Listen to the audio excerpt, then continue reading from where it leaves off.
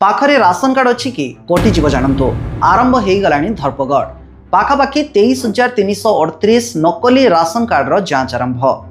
आम राज्य में नुआकरी बीजेपी सरकार आसिबा परे परे खाउटी कल्याण विभाग में स्वच्छता आनिबा पई गत वर्षठू राशन कार्ड रे ई-केवाईसी प्रक्रिया चली आसुची।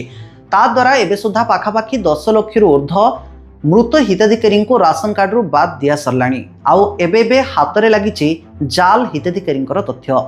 आउ ए खबर आसिबा परे परे नकली हिताधिकारी छाती धड़धड़ होबारे लागिलाणी।